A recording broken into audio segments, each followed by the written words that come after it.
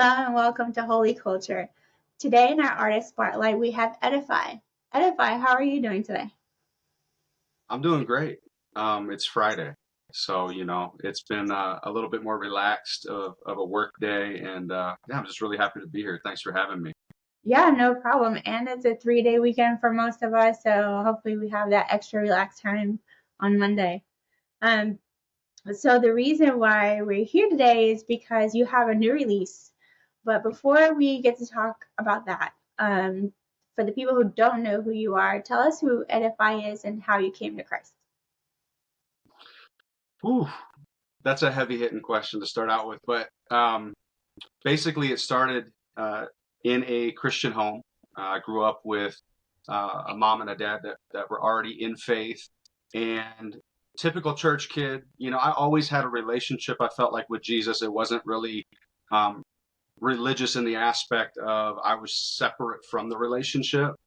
Um, but I think as I got older, I became a lot more connected to the faith and connected to God personally, where I ended up getting baptized at 18 years old, really just turned my life around and made that um, pretty much my identity, which as Christians, as disciples, I think that is the course of action that takes place over time. God is the one who brings you in. He's the one that allows you to have a relationship, builds that bridge, and it's just up to you to cross it. So at that time, I finally crossed it. I was a babe in the faith, really living it out in that way, and I got right into Christian hip hop. I think I was 16 when my dad gave me a Lecrae CD. I kind of viewed it as Diet Coke, Diet Pepsi, not the real thing. And I didn't listen to it at first. And then when I got saved, I'm like, man, I've always loved hip hop. I've always been in a Christian or the hip hop culture in Detroit. And I wanted to be able to be in the faith, but also express my music or my musical taste in a way that glorified God. And so I went back to that Lecrae CD, and that's really how the music took off in a sense in my heart. It was something that really inspired me to not only live out my faith authentically and culturally, but also do music myself. And so I met a DJ when I was 19 years old at Washtenaw Community College in Detroit, Ypsilanti area. And he had an hour radio show that was all Christian hip hop. So I got introduced to KB, Trip Lee, Andy Mineo, Derek Miner, who at the time was pro. Shout out to Derek. And yeah, it just was something that really, really inspired me to make music myself. And I started recording on, I'm sure, GarageBand and Fruity Loops and all the basic, starter DAWs or programs for making music, and started doing open mic nights all over Detroit. Hookah lounges, churches, poetry slams, it didn't matter, and got connected with some even more artists in the area, and just developed relationships there, and it just took off. So that's kind of my story of faith and then going into Christian hip hop. Well, shout out to your dad because for a dad to give you the Lecrae CD, that's pretty great. My mom was always very strict about what I listened to, and if it even sounded sort of worldly, I couldn't get a hold of it. Yeah, he was But ahead of his time. He was ahead of his time. Shout shout out out, to my dad shout out to too. your dad, yeah. And so, did you always have a musical talent then? Because you said you love hip hop, but were you musical, or was your family musical? How did that come about? You took the next answer out of my mouth, because I was gonna say I was gonna say my dad. He is a solo saxophone player. He put out CDs, traveled nationally, doing tours for that.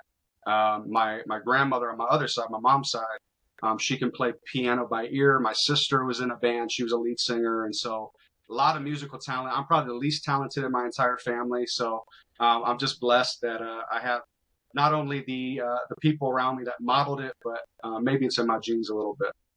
Yeah, absolutely. And so when you told your folks at age 18, 19, that you were going to do this, that was kind of like a logical step for you. Absolutely. Yeah, my dad, he's always been very, very supportive. He kind of pushed me to do different stuff too. When I first started, I was just rapping, and now I'm a full-time producer, so I do my own production, and then on top of it, I sing. And I don't want to say I am a singer. I'm still a rapper that sings, but I can hit a note, and I think my dad was a big part of encouraging me to do that. And did I hear correctly that you were a worship leader somewhere? Yes, yes. Okay. Where when was that, or are you still doing that? Yeah, I actually, so I still attend the church. I haven't been leading since July of this year, but I was in and out of leadership doing worship at the Edge Urban Fellowship, which is the only Christian hip hop or hip hop church is what they call it in the Midwest, is in Grand Rapids, Michigan. And so that's really where I sharpened my tools. That's where I was able to kind of find that balance of doing community in the church and also expressing my musical love for Christian hip hop. And I was connected with some really amazing people early on. Stephen Malcolm, he was another worship leader at our church for several years. Kiwi Morse, Beacon Light. That's just to name a few. There's a whole list of people, and I'm sorry I didn't shout out everybody, but that's where I started out, and I've been attending there almost 13 years now. Wow, so it sounds like you have a little hub over there, you Yeah, know, absolutely. hub of It's our Christian. little corner of Christian hip hop. Yeah, out here Yeah, in Michigan. no, that's awesome. That's fire. So I saw that your first single was in 2019, according to Spotify. Was there something before then? Oh no, there was definitely some stuff before then. That was the mixtape era. If you have a CD, you have a CD. There's no more prints out there, but all the stuff that's been released online and through digital platforms, I think started in 2019. Okay. And so I saw that there was kind of like a building up of sorts. So it was like you had like four releases, 2019, then 2020 and 2022, but you hit your stride in 2023 and you started producing more music. What happened during that time? Were you just like juices were being poured into you, or you just had an aha moment? What happened there? Whew, you're asking really good questions. I don't want to neglect. There is a project that is on my Spotify and I think everywhere else too, called Depravity, and that is from 2015. So there is this little EP on there from the early days. But outside of that, going into 2023, my goal was to make a song every 2 months or put out a song every 2 months. And at first it was challenging because, I'm independent. I'm not, funded by anyone but myself and God. And so to make it work in a way where I was still able to promote releases, market, get it out to the right people, and spend the amount of time needed to really make the releases pop off the way I wanted them to. I had to be strategic in that way. And so I think there was a seriousness to it that started in 2023. Actually, that's when I first met, I think it was James Russo on Holy Culture's team. And somebody found my first single of 2023, which was Scorched. And they put that on the Holy Culture station. And I think that was inspiring because I wasn't trying to do that. I didn't have any relationships built over at Sirius or over at Holy Culture yet. And so that kind of just meshed with the game plan. And I think going into 2024, it's been a lot easier to do that strategy and put out releases even quicker, especially when there's collaborations. It's just been a lot smoother. And so I think I'm averaging 8 releases a year right now, and I'll probably end up being at 9 or 10 by the end of this year. And so when you were having those periods of like maybe not so many releases, and I was like, well, maybe he was just focusing on the quality of the releases because they were pretty far apart. Was there something that you say that you were learning during that kind of like that slow build up, or was that where you like harnessed your skills? Tell us about that.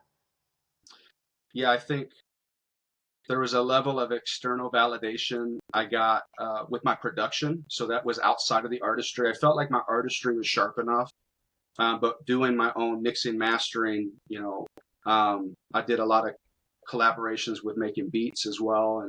And that area of things, I was still just not sure if that was up to par. And so I got some feedback not only on my artistry, my rap, and my music as a whole, but also my production going into 2023. Shout out to OB, shout out to Derek Minor. I think they both were instrumental in critiquing my music, even when I didn't love the critiques. And so that really helped me get better. That really helped me hone in on, the sound quality and the sonics of the records as well. And how did you, was the relationship that you had with them make it easier or harder to hear that feedback? Well, I didn't have a relationship with OB at all. So that was just raw feedback until later.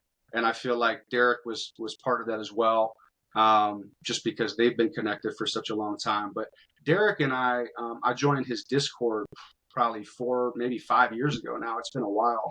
And I was one of the artists that I think got a lot more attention because I was in that server a little bit early on. And so that relationship built up, and then it started becoming more of a peer relationship as far as the music goes. And so critiques were a lot less about all the really, I guess, OCD elements of the song. You know, it was more so like, hey, this is going to take off, or this one maybe needs a little bit more work. So it wasn't as distinct as far as what needed work over time. But yeah, just being able to get with some people that critique my music in an honest way, building relationships with them, and then just going from there.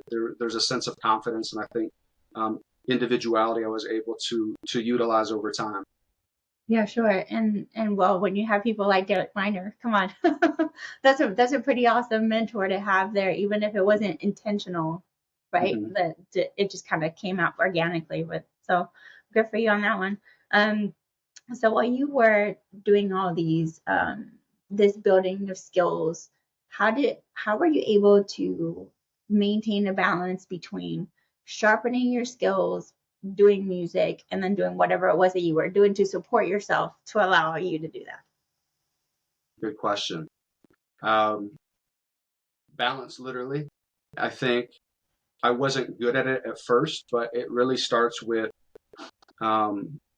emotional regulation, like knowing yourself in different environments, knowing your capacity with things, knowing your burnout levels, and just being able to do everything with that mindfulness. And so obviously I'm talking like a counselor. That is my day job. So I do clinical mental health counseling. I work with people, and not only that, but my own personal counseling was instrumental in just learning how I tick as a person, learning how to be a husband, a father, and also do music on top of that, and also utilize what I was doing with, my counseling and my everyday life, and putting that into my music.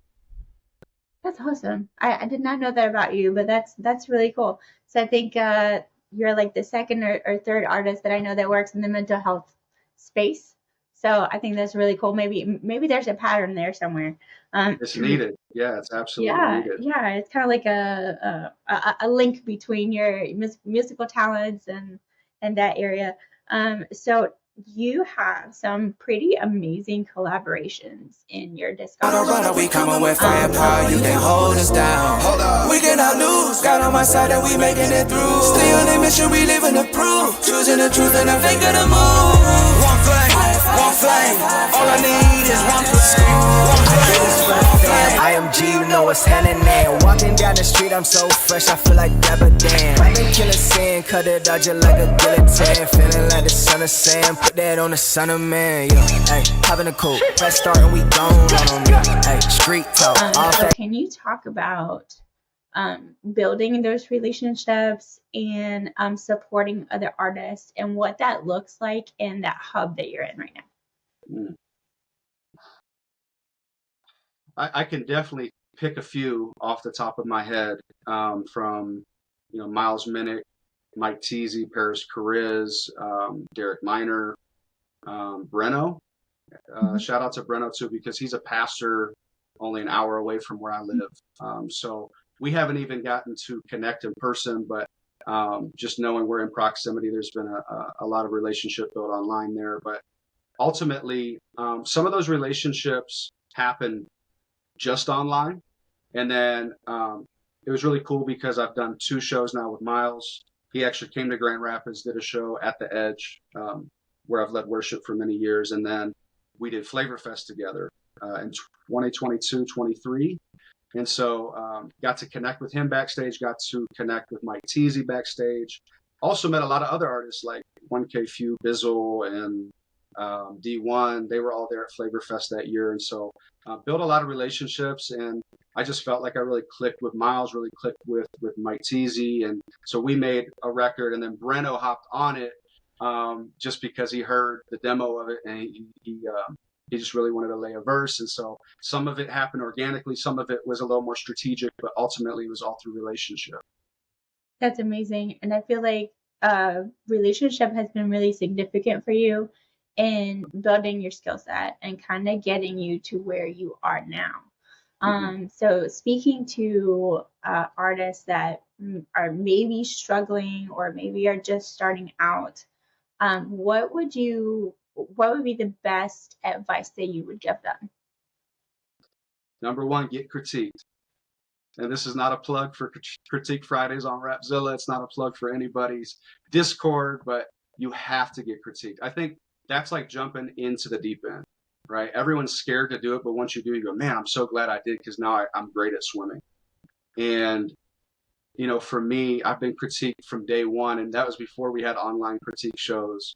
You know, there was a lot of people in my immediate sphere of influence who just gave me feedback in the studio, gave me feedback one-on-one, and that really helped me drive for excellence, you know. And so I would say that's number 1, like the number 1 step. Create. Don't be afraid to create, because I know maybe for others that's, you know, step 1 is just actually hitting record or you know, buying a beat, whatever the case may be. But once you actually create some art, get critique. And then what I would say is, once you know, like, okay, yes, music's subjective, like it's people's opinion, but I know my music's at a level that I could find the people who rock with it. I can find a fan base. Learn your marketing strategies, learn how to target, learn how to do ads, learn a release schedule like you were talking about earlier. Make sure that you have like a vision for what that looks like, and do your best to follow through with it even when you're not motivated. Create that discipline, because that's going to help you move forward and continue to grow as an artist. Absolutely. And so speaking of a strategy and sticking to that strategy, what has helped you the most, you think, stay consistent when you are kind of doing it all on your own? Because there are a lot of artists out there who are doing it on their own. They don't have a label. They're just kind of figuring things out.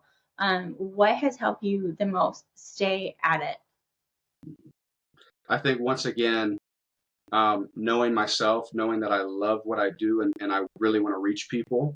I think it's a bit of both. Like, there's a level of wanting to get the message of the gospel out, a positive message in hip hop, just in general. And I know that's the most general, the most basic part of doing Christian hip hop, but it's so important. Like, people are not used to that in hip hop in general, listeners of hip hop. And so, yeah, I would say there's that aspect that drives me. And then there's this level of what I said earlier, which is taking my values and applying them to my strategies, right? I love music. I want to reach people. Even in my career as a counselor, I want to help people. And so applying those values really help with the conviction to go forward and follow through with the things that you have goals for, or aspirations for, I should say. So yeah, that's really the best answer I have is know yourself, maybe go to therapy, maybe get around some of the elders at your church, some of the peers at your church that can push you and motivate you as a community. But ultimately, you have to know who you are, what drives you, and then stick with that and let that be the propeller. I think you said something very important about therapy, because I think it's something that's not spoken enough about in the Fix Show. Shout out to the Fix Show. They're big proponents of mental health. And so for anybody who is struggling with maybe trying to figure out if they should get help or not, marrying that with their faith, what would you say to them? There has been a stigma around being in the church, not for everybody, but for a lot of people who grew up in the church, and marrying that faith element with the psychological element of therapy. And I would say that partially it's because people believe therapy is just psychological, right? For me, in not only the way that I do therapy as a clinician, but also how I approach therapy as a client, is it's mind, body, soul, spirit. It's all of those aspects. You know, it's your emotions, it's your will, it's your faith, it's everything in culmination, so that you can approach your faith from the most honest place.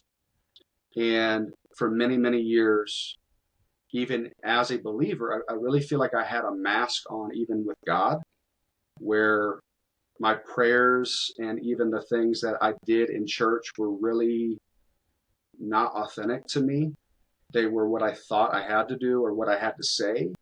And so I think counseling really helped me strip away that mask and approach God authentically so he could actually change my heart.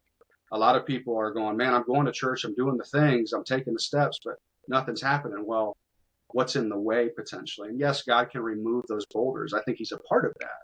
Obviously, you know, I feel like I was led into therapy. I feel like I was led into being a counselor, but ultimately there's a level of authenticity, transparency you have to get to grow. And I think therapy is really, really instrumental in helping you get there. Was there a moment for you, if you can share, like where you didn't feel like you had another choice but to go to therapy? Was there like an aha God moment that's like, Edify, you have to go to counseling to get help? What was that moment like for you? Yeah, actually, I would say the first time I really approached therapy, I was questioning my faith. I didn't know if I didn't really know what to believe, how to believe. I didn't know who to trust. And I was going through major depression, major anxiety, life transitions that were just impossible at that time where I was at to navigate alone. And so I went to therapy kind of agnostic in a sense, like I don't even know what to think. And so I'm just here.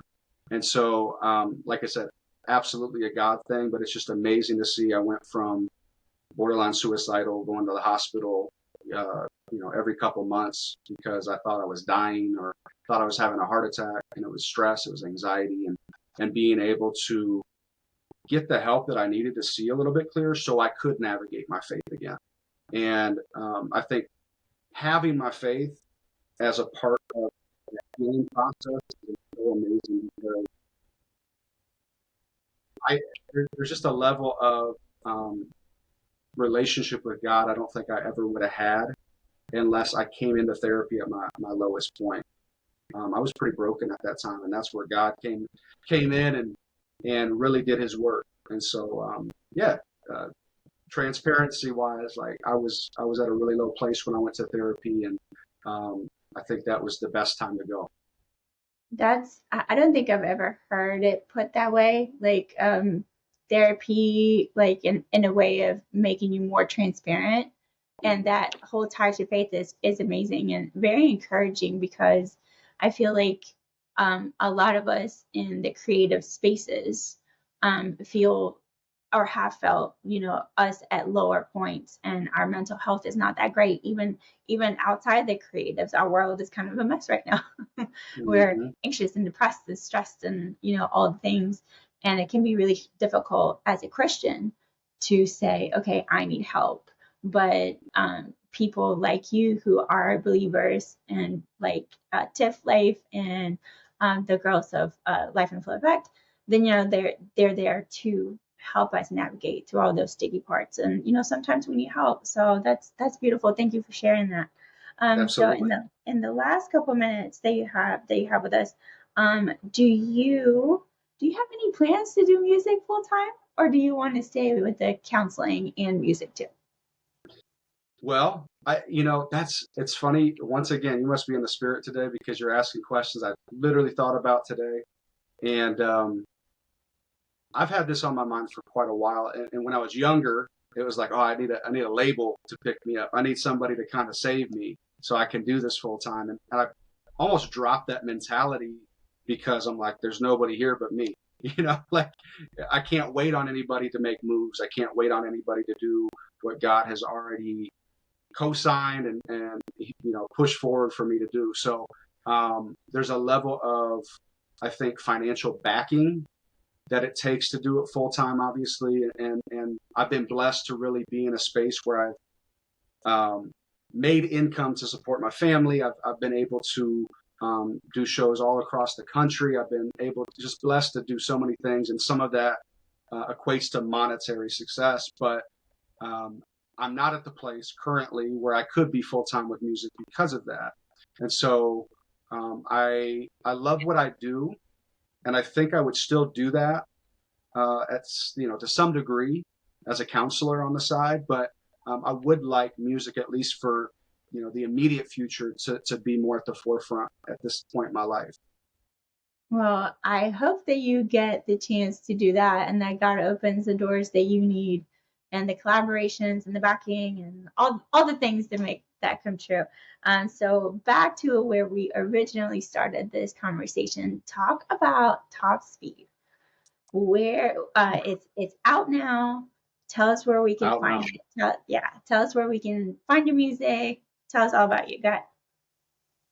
Yeah, absolutely. On every single platform for social media, you can find me at I am Edify, Edify. Even YouTube is I am Edify. And then, my music, just type in Edify. I'm on every platform. All the songs we've mentioned today, even the newest one, which is called Top Speed, which is like a CHH EDM mix, where I'm rapping on there, but there's like a dance energetic element that's a little bit different actually than most of my releases, but I've been trying to experiment a bit more. I worked with a producer from Grand Rapids called Mako the Producer. That's his name. And he made the track, and we actually took elements of a reel I did last year and took the vocals and then mixed it and mashed it into this song. So it was really cool to see that collaboration take place because it wasn't intentionally recorded on that track. And so we kind of remixed it before it was ever even a release. But yeah, the song combines, rap lyrics or lyricism and that EDM style. And there's a faith-based message of bringing the gospel, bringing that message of hope and redemption to the masses. So go check it out. Top Speed. It's on every platform you can find music. Awesome. Well, thank you so much for hanging out with me and chatting about everything. And the best of luck to you. Absolutely. Thank you so much for having me. I really appreciate it. All right. Thanks. Bye.